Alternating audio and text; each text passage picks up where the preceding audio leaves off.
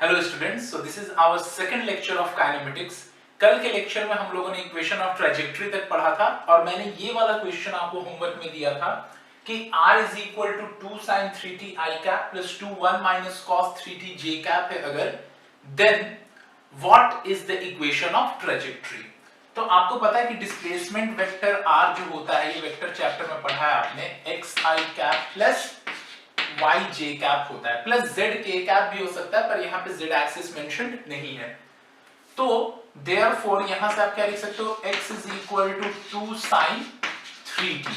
ठीक है, तो x अगर 2 sin 3t है तो therefore x by 2 is equal to क्या हो जाएगा, sin 3t हो जाएगा। सिमिलरली अगर आप y की बात करो तो y इज इक्वल टू क्या हो जाएगा, 2 1 माइनस cos 3t। तो therefore y by 2 is equal to 1 minus cos 3t।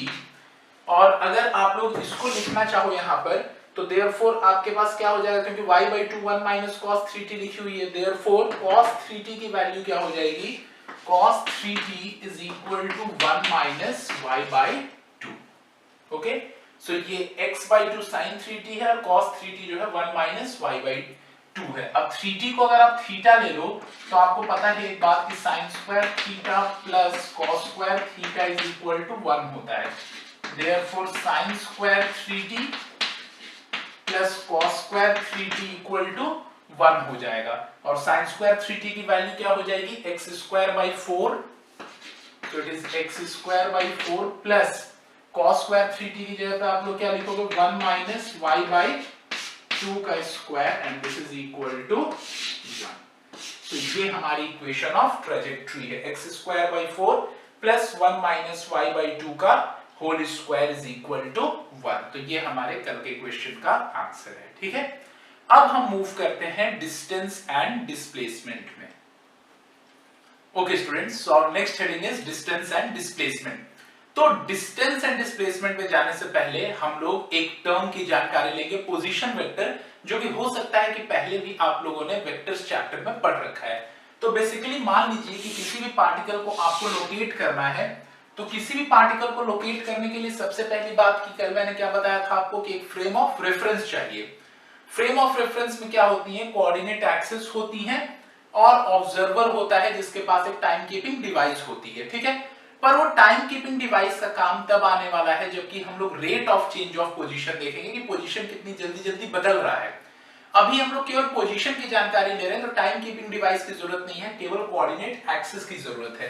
तो इस कोऑर्डिनेट एक्सिस पर मान लीजिए कि एक पॉइंट हमारे पास ये है, ये पॉइंट ए है और इसकी जो पोजीशन वेक्टर है, यहां से इसकी जो पोजीशन वेक्टर कहलाएगी, इट इज से x1 कॉमा y1, आप ऐसे बोल सकते हो x1 i कैप प्लस, अगर मान लीजिए कि z एक्सिस नहीं है, यहाँ पे केवल x और y एक्सिस है, तो इसको लिख लीजिए x1 कॉमा y1। ठीक है, और यहाँ पे कोई और हमारे पास पॉइंट है, say that this is point B, तो इसकी जो पोजीशन वेक्टर है it is x2 comma y2। ठीक है, अब यहां से यहां तक ये जो हमारे पास लाइन होती है, दैट इज ये जो पोजीशन वेक्टर है इसको सपोज मैं नाम r1 दे रहा हूं और ये जो पोजीशन वेक्टर इसको नाम मैं r2 दे रहा हूं। ठीक है, या तो अगर आपको नोमेनक्लेचर को सिंपलीफाई करना है तो इसको नाम r इनिशियल दे दीजिए और इसको नाम दे दीजिए आप लोग r फाइनल। अब एक बात आपको पता है from triangle of vector addition, ठीक है ना, कि r1 plus this vector equal to this vector. क्यों, क्योंकि ट्रायंगल में आपको पता है कि अगर इस वेक्टर का टेल इस वेक्टर के हेड के साथ जुड़ा हुआ है, मतलब अगर इस वेक्टर का हेड अगर इस वेक्टर के टेल के साथ जुड़ा हुआ है, तो रिजल्टेंट वेक्टर इस वेक्टर के टेल से स्टार्ट होकर के इस वेक्टर के हेड तक जाएगा, इस वेक्टर के हेड तक जाएगा, मतलब ये हमारा रिजल्टेंट वेक्टर है। फिर से एक बार मैं रिपीट करता हूं कि आपको एक बात पता है कि इस वेक्टर के हेड के साथ अगर इस वेक्टर का टेल जुड़ा हुआ है, तो रिजल्टेंट वेक्टर इस वाली वेक्टर के टेल से स्टार्ट होकर के इस वाली वेक्टर के हेड तक जाएगा। Therefore आप यहां पे क्या लिख सकते हो कि r initial plus r is equal to r final. अगर मैं इसको r मान दूं तो therefore r क्या हो जाएगा, r is equal to r final minus r initial. और इसी r को हम लोग क्या बोलते हैं, डिस्प्लेसमेंट वेक्टर। देखिए डिस्प्लेसमेंट वेक्टर क्या होती है, smallest distance in between any two points is known as displacement vector, ठीक है ना। Displacement vector is the smallest distance, smallest distance. अब स्मॉलेस्ट डिस्टेंस का मतलब क्या हो गया, definitely straight line distance, so straight line distance, ठीक है, इन between any two positions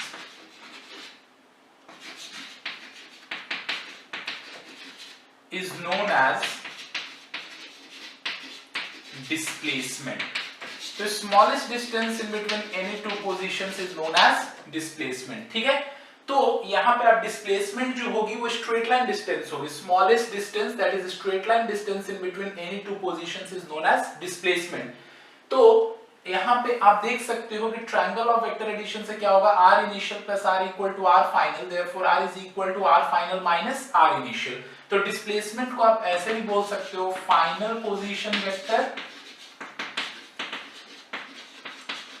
minus initial position vector,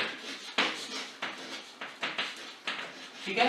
तो therefore displacement vector is the difference in between the final position vector and the initial position vector। final position vector और initial position vector के बीच का जो difference होता है वही हमारा क्या होता है, डिस्प्लेसमेंट वेक्टर, जो कि स्ट्रेट लाइन होती है फाइनल पोजीशन वेक्टर के हेड और इनिशियल पोजीशन वेक्टर के हेड को कनेक्ट करती हुई। Displacement vector arises from the head of the initial position vector and ends at the head of the final position vector, ठीक है ना। इस बात को भी याद रखिएगा, डिस्प्लेसमेंट वेक्टर, डिस्प्लेसमेंट एक वेक्टर क्वांटिटी, इसलिए बार बार मैं इसको डिस्प्लेसमेंट वेक्टर बोल रहा हूं। Displacement vector arises from the head of the initial position vector and ends at the head of the final position vector। ये इनिशियल पोजीशन वेक्टर के head से स्टार्ट होकर के और एंड कहां पर करती है, फाइनल पोजीशन वेक्टर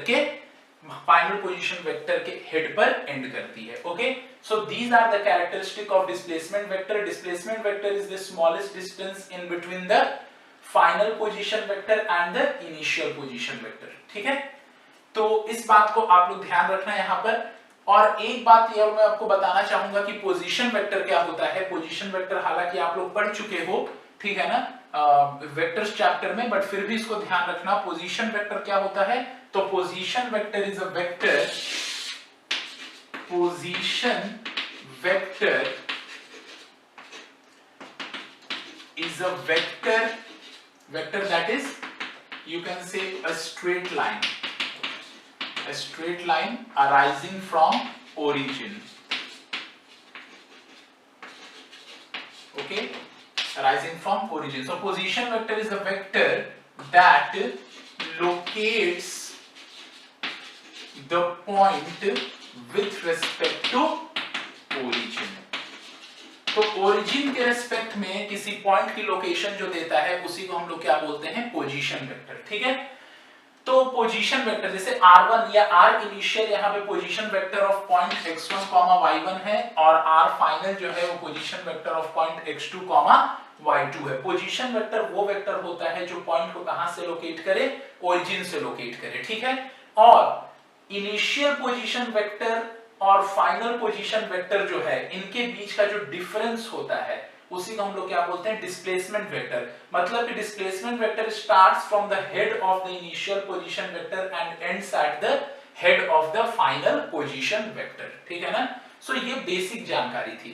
अब हम लोग थोड़े से ज्यादा डिटेल जानकारी में इसके बारे में आ रहे हैं, ठीक है ना। This was the basic knowledge of the vectors or displacement vector and position vector। So let us now elaborate our discussion a bit more। थोड़ा सा और elaborate होकर हम लोग समझते हैं कि position vector, displacement vector ये क्या है, ठीक है। तो अब समझिए, मान लीजिए कि ये कोई न्यूट्रल पॉइंट है या ये कोई ऐसा फेमस पॉइंट है, कोई पोल हो सकता है, कोई भी लैंडमार्क हो सकता है आपकी कॉलोनी में, जहां से आपके घर की जो पोजीशन वेक्टर है वो आर इनिशियल है, इसको हम लोग ओरिजिन मान लेते हैं। ये कोई आपकी कॉलोनी में लैंडमार्क वगैरह है, इसको हम लोग ओरिजिन मान लेते हैं। यहां से आपके घर की जो पोजीशन वेक्टर है वो आर इनिशियल है। फिर से मैं बताता हूं पोजीशन वेक्टर क्या होता है। Position vector is a vector that locates the point with respect to the origin. Origin से जो उस पॉइंट को लोकेट करता है उसी को हम पोजीशन वेक्टर बोलते हैं। तो मान लीजिए कि आपके घर की पोजीशन वेक्टर आर इनिशियल है और आपके ट्यूशन की जो पोजीशन वेक्टर है वो यहां से इस लैंडमार्क से आर फाइनल है। ठीक है, आपके ट्यूशन की पोजीशन वेक्टर आर फाइनल है और अब आप अपने घर से निकलते हो अपने ट्यूशन जाने के लिए। ठीक है, तो इस केस में क्या होता है कि आप डायरेक्टली अपने घर से ट्यूशन तक नहीं जाते हो। अगर आप डायरेक्टली अपने घर से ट्यूशन गए होते तो ये स्ट्रेट लाइन होती जो कि आपके घर से ट्यूशन तक आपको डायरेक्टली ले जा रही होती, पर आप डायरेक्टली नहीं जा रहे हो। आप क्या कर रहे हो, पहले अपने घर से अपने फ्रेंड के घर जा रहे हो, किसी फ्रेंड 1 के घर। ठीक है, तो आपके घर की जो लोकेशन है, आपके घर की जो पोजीशन वेक्टर है इस ओरिजिन से वो आर इनिशियल है और आपके घर से आपके फ्रेंड के घर को जो पोजीशन वेक्टर या जो वेक्टर लोकेट करती है उसको हम लोग नाम दे रहे हैं R1। ठीक है ना, तो आपको एक बात पता है कि ट्रायंगल लॉ से क्या होगा कि R initial plus R1 is equal to this vector, ये वाली जो वेक्टर है। तो फिर इस वेक्टर को मैं क्या नाम दूंगा, this vector is R initial plus R1। मतलब कि आपके फ्रेंड 1 के घर की जो वेक्टर है it is R initial plus R1। That means position vector of your friend 1, position vector of the house of your friend 1 is what, it is R initial plus R1। ठीक है, अगर आप R1 लिखना चाहो तो क्या हो जाएगा, R1 is equal to R of friend 1 minus R of your house, that is R initial. So R1 is equal to R of friend 1 minus R initial. अब समझिए आप कि R of friend 1 के हेड से, ठीक है ना, R2 का टेल जुड़ा हुआ है, यानी कि R of friend 1, this is R of friend 1, R of friend 1, that is position vector of house of friend 1. तो R of friend 1 is equal to R initial plus R1। तो R of friend 1 के head से R2 का tell जुड़ा हुआ है, यानी कि R of friend 1 plus R2 ये मिल करके किसके बराबर होगा, R of friend 2। तो R of friend 2 जब आप लिखोगे R of friend 2, so it is R of friend 1 plus आप क्या लिखोगे, R2 लिखोगे, it is R of friend 1 plus R2, so this is R of friend 2। So therefore again from triangle law, R of friend 2, so it is equal to R of friend 1 plus R2। ठीक है, R of friend 1 की जगह पे आप क्या लिख सकते हो, R of friend 1 की जगह पे लिख सकते हो R initial plus R1। तो therefore R of friend 2 is equal to R initial plus R1 plus R2 लिख सकते हो आप लोग। ठीक है, तो therefore R1 plus R2 अगर आप लिखोगे तो क्या हो जाएगा, R1 plus R2, R1 plus R2 is equal to R of friend 2 minus R initial। ठीक है, तो होपफुली यहां तक आपको क्लियर है कि R1 plus R2 किसके बराबर हो गया, R of friend 2 minus R initial। अब अगर आप R final देखोगे तो R final किसके बराबर है, so this R final is equal to R of friend 2 plus R3। होगा या नहीं होगा, क्योंकि R of friend 2 के हेड के साथ R3 का टेल जुड़ा हुआ है, therefore R of friend 2 का head plus R3 is equal to R of your tuition और R final। तो R final is equal to क्या हो जाएगा, R of friend 2 plus R3 हो जाएगा। तो मैं R final को यहां पे लिखता हूं, so R final is equal to R of friend 2 plus R3। ठीक है, तो R of friend 2 plus R3 अगर आप लोग लिखोगे यहाँ पे, ठीक है, इस लाइन को रब कर देता हूँ, इसकी जरूरत नहीं हम लोगों को, and this was our R initial, ये वाली जो लाइन थी। तो R of friend is equal, R final जो R आपका ट्यूशन का, it is R of friend 2 plus R3 है। तो therefore R final को आप क्या लिख सकते हो, R of friend 2 की जगह पे आप क्या लिख सकते हो, R initial plus R1 plus R2। तो आप लिखोगे R initial plus R1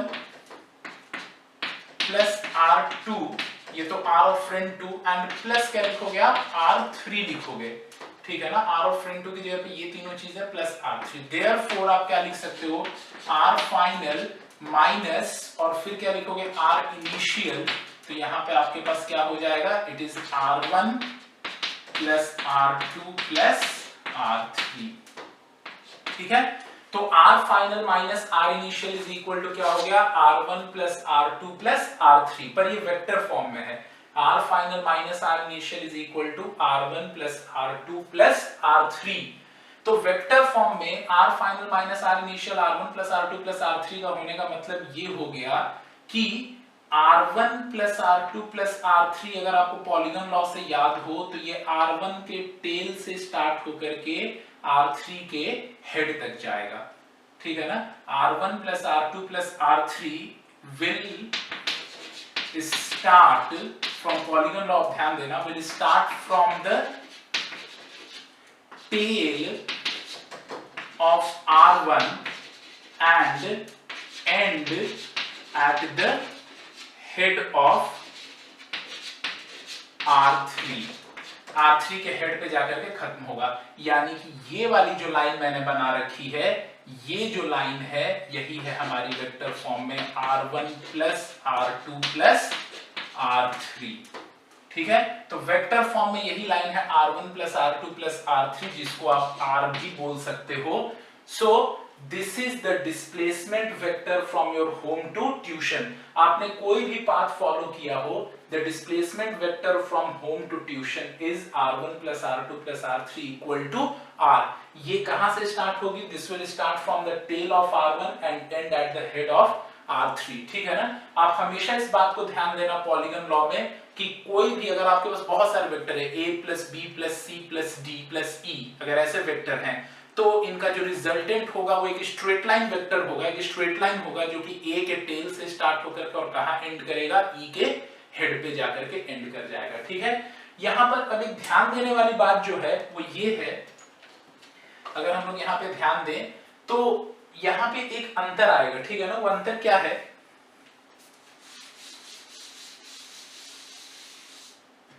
देखिए r1 plus r2 plus r3 is equal to r, और ये r क्या है, यहां से स्टार्ट होकर के और यहां तक जा रहा है। r1 plus r2 plus r3 equal to r, ये यहां से स्टार्ट होकर के यहां तक डायरेक्टली स्ट्रेट लाइन है। पर अगर मैं लिख दूं mod of r1 plus mod of r2 plus mod of r3, ठीक है ना। So this is not equal to mod of r। Mod of r का मतलब क्या होता है, मॉड मतलब मैग्नीट्यूड, मॉड ऑफ r का मतलब कि इसकी साइज हमें पता करनी है। मॉड ऑफ r का क्या मतलब है कि हमें क्या पता करना है, हमें इसकी साइज पता करनी है। पर इसकी जो साइज है वो इन तीनों के मॉड को जोड़ने से नहीं आएगी, इन तीनों के मॉड को जोड़ेंगे तो इसकी साइज प्लस इसकी साइज प्लस इसकी साइज, ये पूरी डिस्टेंस आ जाएगी, पूरी साइज आ जाएगी, ठीक है ना। अगर आप ये काम करते हो mod of r1 plus r2 plus r3, तो ये तो मॉड ऑफ r के बराबर हो जाएगा, पर this is not equal to mod of r, ये मॉड ऑफ r के बराबर नहीं है।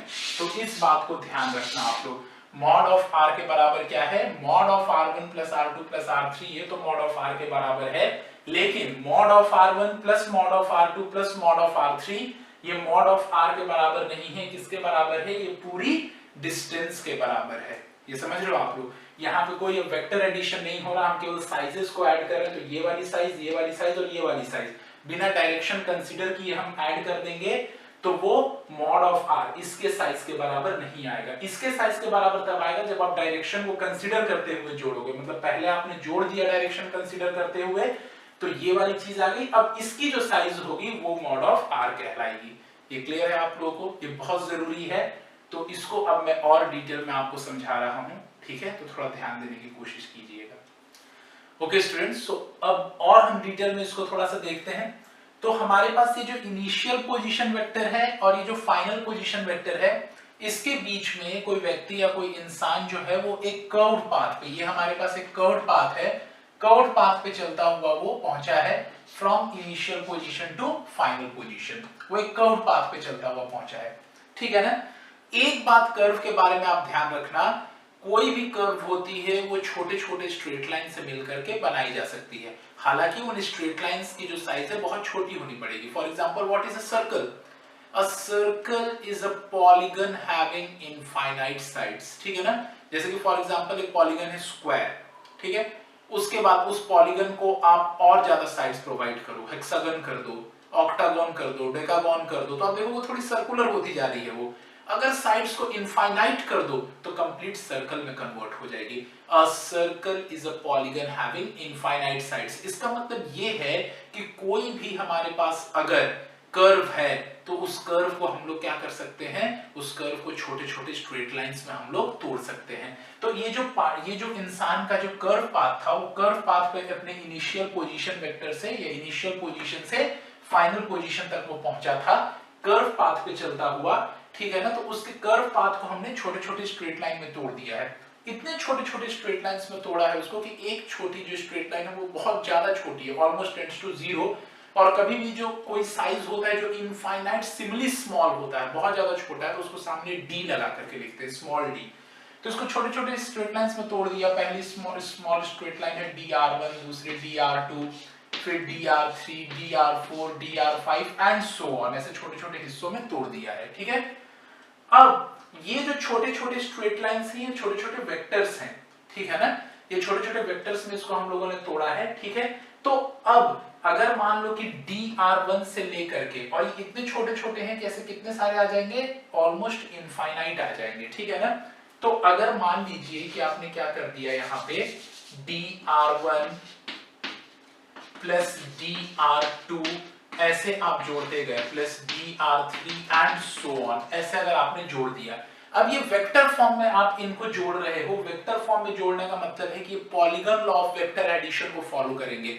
Polygon law of vector addition को फॉलो करने का मतलब ये है कि इनका जो रिजल्टेंट वेक्टर होगा, एक स्ट्रेट लाइन होगी जो कि कहां से स्टार्ट होगी, dr1 के टेल से स्टार्ट होकर के और कहां पर जाकर के एंड करेगी, आखिरी वेक्टर के आखिरी dr के हेड पर जाकर के एंड करेगी। इसका मतलब ये है कि हमारे पास ये वाला वेक्टर आ जाएगा, ठीक है, जो कि dr1 के टेल से स्टार्ट होगा। ये dr1 है, इसके टेल से स्टार्ट होकर के, और ये जो आखिरी वाला dr है उसके हेड पे जाकर के एंड हो रहा है। और यही हमारा वेक्टर क्या है, ये हमारा डिस्प्लेसमेंट वेक्टर है। r is our displacement vector.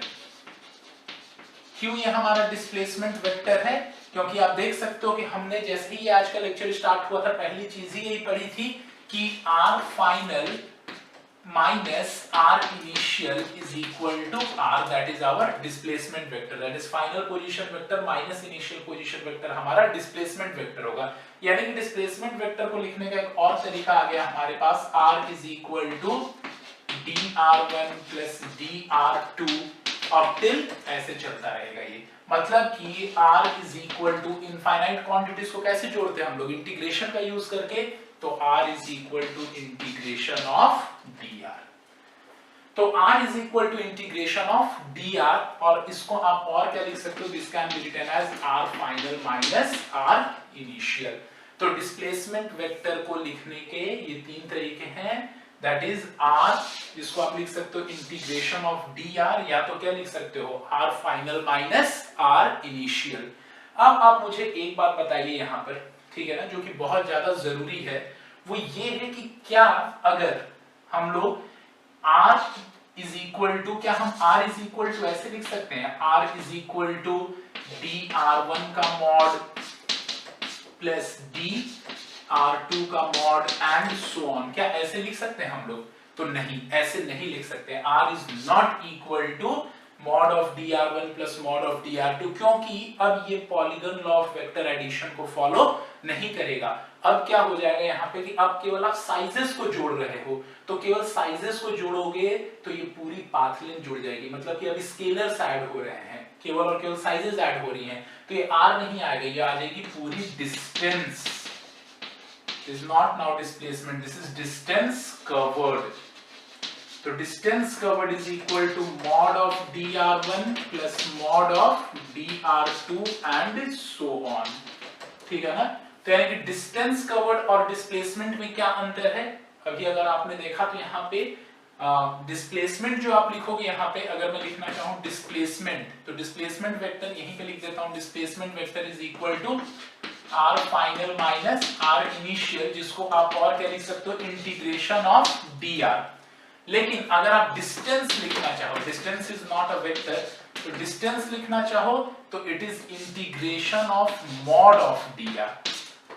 केवल आप dr के मैग्नीट्यूड को जोड़ते जाओ तो आपको पूरी पाथ लेंथ मिल जाएगी, यानी पूरी की पूरी आपको क्या मिल जाएगी, डिस्टेंस मिल जाएगी। तो distance is equal to integration of mod of dr, जबकि डिस्प्लेसमेंट क्या होता है, केवल इंटीग्रेशन ऑफ dr। अब एक और आप बात समझिएगा यहाँ पे, ये सारी चीजें पहले आप लोग नोट डाउन कर लीजिए, दिस इज वेरी इंपॉर्टेंट। फिर से मैं एक बार ये चीज आपको लिख रहा हूं आपके सामने, ठीक है ना।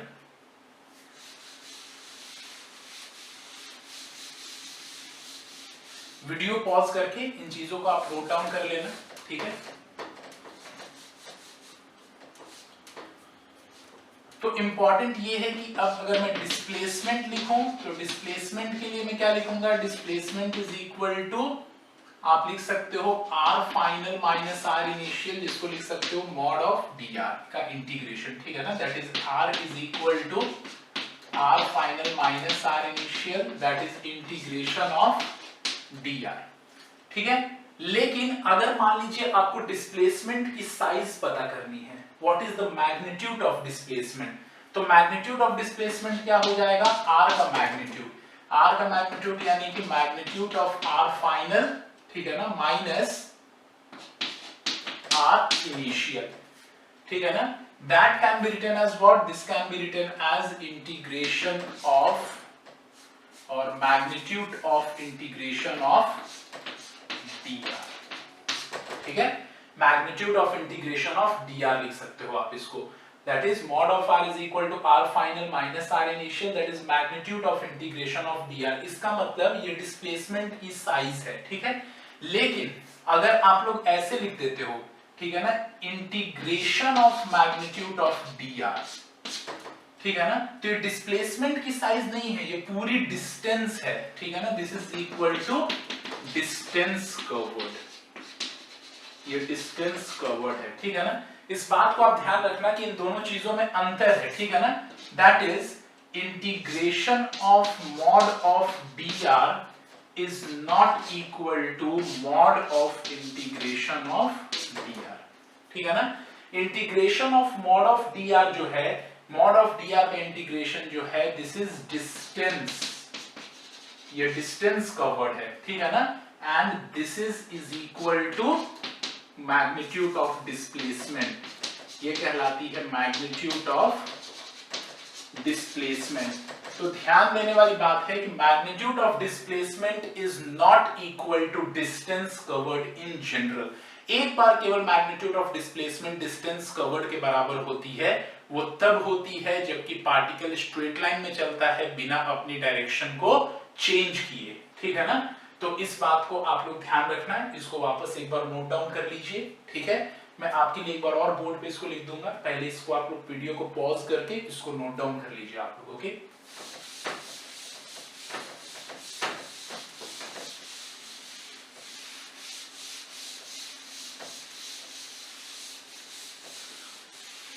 तो ये सिंबल्स बहुत ज्यादा जरूरी हैं, ठीक है ना। जो सिंबल्स अभी मैंने आपको बताए, तो ये जो सिंबल्स हैं, ये सिंबल्स में एक बात ध्यान रखना कि जो डिस्प्लेसमेंट होता है r, this is known as displacement, शब्द के साथ लिख देता हूं। तो displacement is what, displacement is written as r which is r final minus r initial which is equal to integration of dr, ठीक है ना। इसको ध्यान से आप लोग बिल्कुल नोट डाउन कर लेना।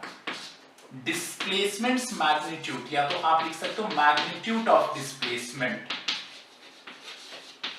Magnitude of displacement. तो मैग्नीट्यूड ऑफ डिस्प्लेसमेंट क्या हो जाएगा, it is mod of r, तो it is r final minus r initial का magnitude, that is magnitude of integration of dr। so this is magnitude of displacement, ठीक है। समझिए for an example कि मान लीजिए कि आपके घर से लेकर के और आपके ट्यूशन तक की दूरी ठीक है ना। वो जो डिस्प्लेसमेंट थी, फॉर एन एग्जांपल अगर मैं लिख रहा हूं कि वो थी 2 किलोमीटर्स नॉर्थ वेस्ट, ठीक है ना। तो मैग्नीट्यूड ऑफ डिस्प्लेसमेंट क्या हो जाएगा, मैग्नीट्यूड ऑफ डिस्प्लेसमेंट केवल 2 किलोमीटर हो जाएगा।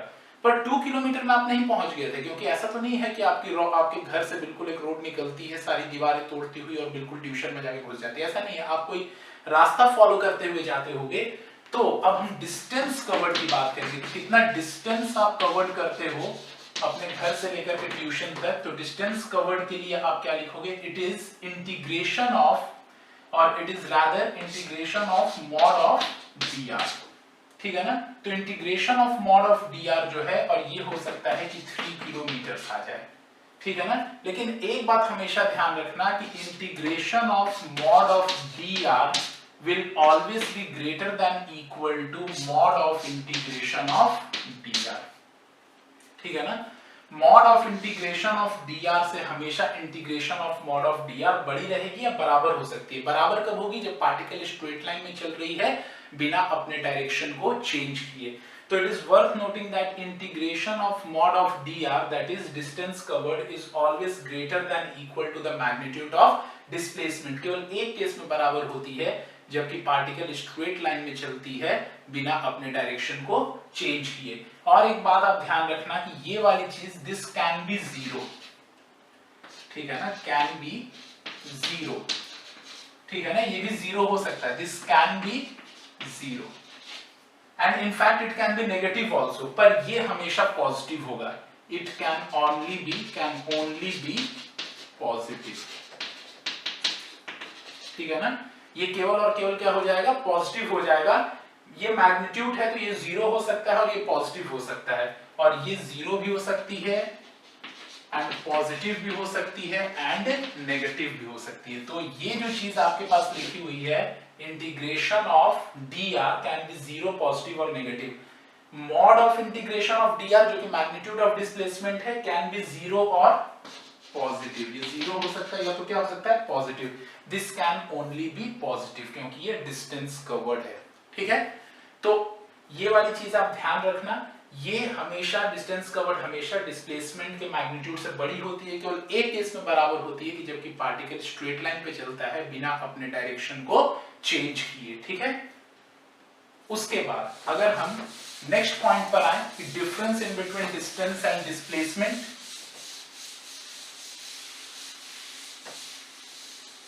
ठीक है। तो डिस्टेंस एंड डिस्प्लेसमेंट अब तक होपफुली आप लोगों को क्लियर हो चुका होगा।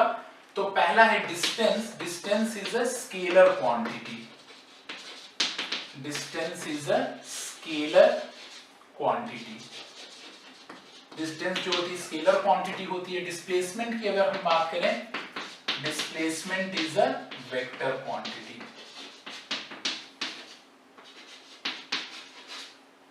डिस्प्लेसमेंट जो है वो वेक्टर क्वांटिटी होती है, ठीक है। उसके बाद नेक्स्ट पॉइंट की अगर हम बात करें यहाँ पे डिस्टेंस और डिस्प्लेसमेंट की, सेकेंड पॉइंट की अगर हम बात करें डिस्टेंस और डिस्प्लेसमेंट की, तो distance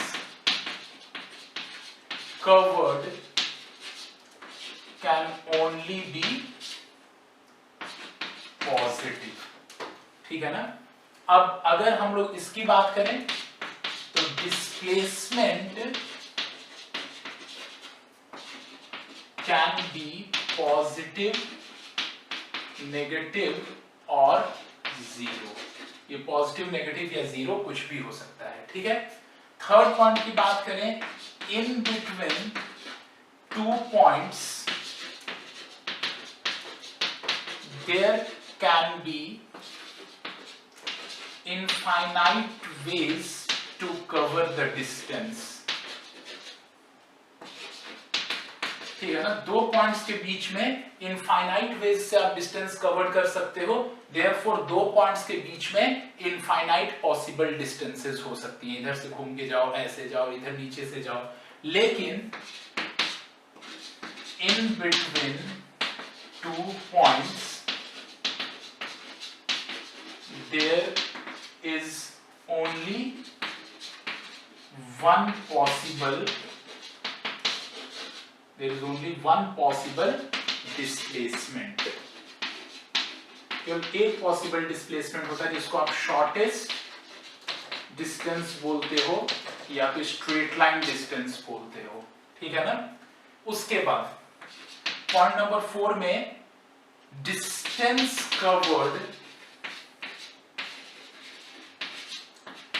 in between 2 points is always greater than or equal to